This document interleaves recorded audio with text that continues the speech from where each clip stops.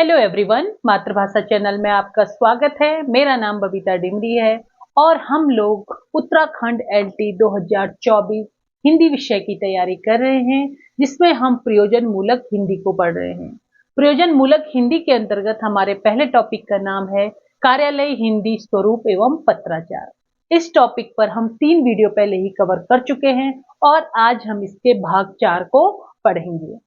तो आइए शुरू करते हैं। कार्यालय हिंदी में हमने पिछले वीडियो में संक्षेपण और पल्लवन 2 टॉपिक पर चर्चा की थी और आज हम इससे आगे के टॉपिक पर चर्चा करेंगे, जिसका नाम है प्रारूपण और इसे ही आलेखन भी कहा जाता है। तो आइए शुरू करते हैं। प्रारूपण या आलेखन किसे कहते हैं? यह अंग्रेजी शब्द ड्राफ्टिंग का अनुवाद है। जो हमारा प्रारूपण या आलेखन है, यह अंग्रेजी शब्द ड्राफ्टिंग का अनुवाद है। इसका क्षेत्र विस्तृत है, यानी इसका क्षेत्र काफी बड़ा है और विस्तृत है। आगे देखते हैं। ड्राफ्टिंग का अर्थ है किए जाने वाले कार्य की रूपरेखा या ढांचा बनाना, मसविदा तैयार करना, इसी से ड्राफ्ट शब्द बना है। क्या कहने का मतलब है कि जो ये ड्राफ्टिंग शब्द है, इसका अर्थ है जो हम कार्य कर रहे हैं, किए जाने वाले कार्य की जो भी कार्य है, पहले सबसे पहले उसकी रूपरेखा या ढांचा बनाना, उसका मसविदा या मसौदा भी से बोलता तैयार करना। यानी जब किसी चीज का ड्राफ्टिंग किया जाता है, उसका सबसे पहले क्या रूपरेखा बनाई जाती है, उसका एक ढांचा बनाया जाता है। कोई भी काम शुरू करने से पहले सबसे पहले उसका ढांचा तैयार किया जाता है, उसकी एक रूपरेखा बनाई जाती है। वही काम प्रारूपण और आलेखन में भी होता है कि जब भी हमें किसी चीज की प्रारूप तैयार करना होगा, उसका प्रारूपण या आलेखन बनाना होगा, तो सबसे पहले उसकी एक रूपरेखा या ढांचा तैयार किया जाता है और इसी से ड्राफ्ट शब्द बना है। इसका शॉर्ट फॉर्म में क्या है? ड्राफ्ट शब्द है। आगे देखिए। प्रारूपण सरकारी कार्यालयों में व्यवहृत है। जो हमारा प्रारूपण है वो सरकारी कार्यालयों में होता है। इसका गैर सरकारी कार्यालयों में कोई भी व्यवहार नहीं होता है। यह कार्य सरकारी कार्यालयों में ही प्रारूपण का काम है। आगे देखिए। सरकारी कार्यालयों में कार्य विधियों को ठीक ढंग से संचालित करने के लिए लिपिकीय संवर्ग द्वारा पत्रों के प्रथम प्रारूप तैयार किए जाते हैं, जिन्हें उच्चाधिकारियों द्वारा अनुमोदित किया जाता है। जो भी सरकारी कार्यालय में गतिविधियां होती हैं, उनको ठीक ढंग से संचालित करने के लिए सर्वप्रथम लिपिकीय संवर्ग द्वारा, जो क्लर्क वर्ग होते हैं, सबसे पहले वो क्या करते हैं? प्रारूप तैयार करते हैं।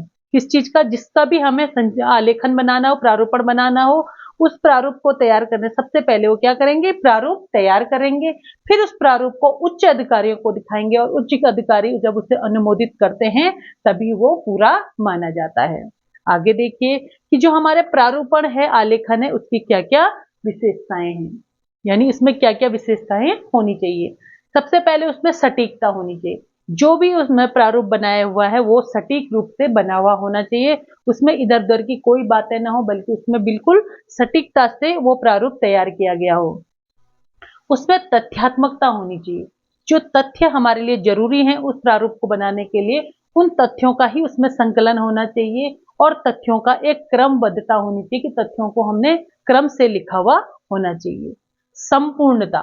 जो हमारा प्रारूप है वो संपूर्ण होना चाहिए, कहीं भी वो अस्पष्ट नहीं होना चाहिए, बल्कि वो स्पष्ट होना चाहिए।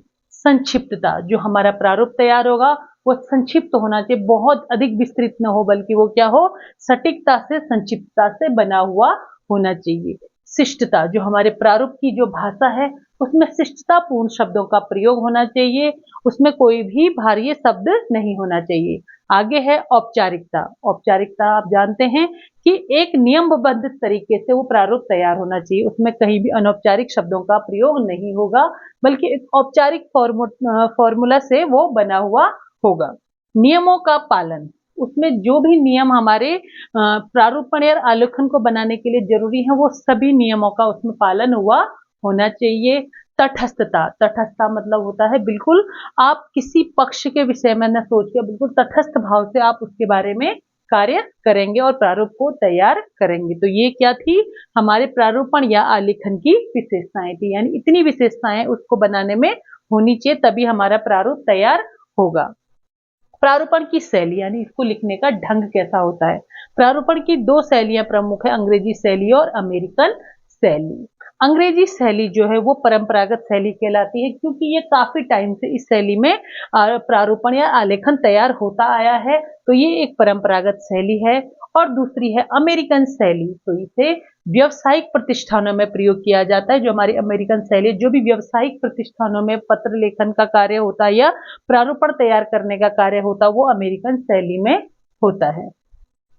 आगे पढ़ते हैं कार्यालय ज्ञापन के बारे में। कार्यालय ज्ञापन क्या चीज है, इसके बारे में जानते हैं। इसे साधारण भाषा में ऑफिस मेमो कहा जाता है। इसका उपयोग सचिवालय के एक विभाग से दूसरे विभाग के लिए पत्र व्यवहार में होता है। क्या है हमारा कार्यालय ज्ञापन? इसे साधारण तौर पे क्या कहा जाता है? ऑफिस मेमो कहा जाता है। और इसका जो उपयोग है वो सचिवालय के एक विभाग से दूसरे विभाग के लिए जब हम पत्र का व्यवहार करते, पत्र भेजते हैं, तो उस टाइम इसका उपयोग किया जाता है। लास्ट है हमारा परिपत्र। जब कोई सरकारी पत्र एक साथ अनेक प्रेषितियों को भेजा जाता है तो उसे परिपत्र कहते हैं। जब कोई सरकारी पत्र हम एक साथ अनेक व्यक्तियों को, अनेक विभागों को भेजते हैं, तो वो हमारा परिपत्र कहलाता है। यहाँ पे भेजने वाला प्रेषक कहलाता है और जिसको भेजते हैं उसे प्रेषिति कहते हैं। और जब प्रेषिति एक से अधिक होंगे तो प्रेषितियों को हो जाएगा।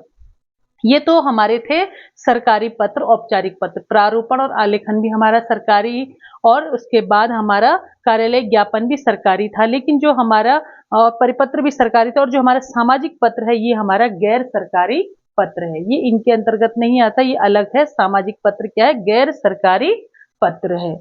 जैसे संबंधियों को बधाई पत्र, शोक पत्र, निमंत्रण पत्र, इसमें सारे अनौपचारिक पत्र आ जाएंगे।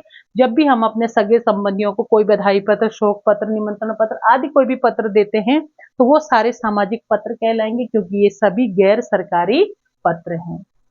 इसमें कलात्मकता अधिक होती है। इसमें कलात्मकता अधिक इसलिए होती है क्योंकि इसमें हम अपने भाव और विचारों को व्यक्त कर सकते हैं अनौपचारिक ढंग से, क्योंकि ये लिखा जाता है कि जब हमारे ऊपर वाले जो भी पत्र थे वो औपचारिक पत्र थे, उसमें हम कोई भी अपनी तरफ से कोई शब्द ऐड नहीं कर सकते, कोई भावना ऐड नहीं कर सकते, इसलिए उसमें कलात्मकता अपेक्षाकृत इसमें अधिक है। किसमें? सामाजिक पत्र में। इसमें भी दो ही चीज इंपॉर्टेंट है, प्रेषक और प्रेषिति। प्रेषक क्या होता है? भेजने वाला, और प्रेषिति मतलब जिसको ये पत्र भेजा जा रहा हो। तो हमने जाना कार्यालय हिंदी के अंतर्गत प्रारूपण और आलेखन किसे कहते हैं। यह एक अंग्रेजी शब्द ड्राफ्टिंग का अनुवाद है, इसका क्षेत्र विस्तृत है। इससे ड्राफ्टिंग के अर्थ को जानते हैं कि किए जाने वाले कार्य की क्या रूपरेखा या ढांचा तैयार करना या मसविदा तैयार करना, इसी से ड्राफ्ट शब्द बना है। ये प्रारूपण सरकारी कार्यालयों में ही यूज होता है। सरकारी कार्यालयों में जो गतिविधियां उनको ठीक ढंग से संचालित करने के लिए सबसे पहले लिपिकीय संवर्ग द्वारा पत्रों का सबसे पहले प्रथम प्रारूप तैयार किया जाता है और बाद में उसे उच्च अधिकारियों को द्वारा अनुमोदित किया जाता है। तब जाकर हमारा जो क्या तैयार होता है? प्रारूप तैयार होता है और प्रारूप आलेखन के रूप में आगे भेजा जाता है। उसके बाद हमने इसकी विशेषताएं पढ़ी। उसके बाद हमने पढ़ा प्रारूपण की शैली। शैली क्या थी? अंग्रेजी शैली और अमेरिकन शैली। ये परंपरागत शैली और ये व्यावसायिक प्रतिष्ठानों में यूज होती है अमेरिकन शैली। कार्यालय ज्ञापन पढ़ा हमने। इसके बाद इसे साधारण भाषा में ऑफिस मेमो कहते हैं और इसका उपयोग सचिवालय के एक विभाग से दूसरे विभाग को होता है।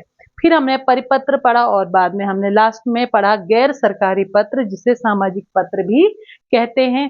और इसमें हमारे सगे संबंधियों को जो भी हम पत्र भेजते हैं वो सभी सामाजिक पत्र के अंतर्गत आ जाते हैं। इसमें कलात्मकता अधिक होती है। तो हमने कार्यालय हिंदी के स्वरूप और पत्राचार के बारे में काफी अच्छे से पढ़ लिया है। अब अगली वीडियो में हम इससे आगे की चर्चा करेंगे। आज के लिए इतना ही। धन्यवाद।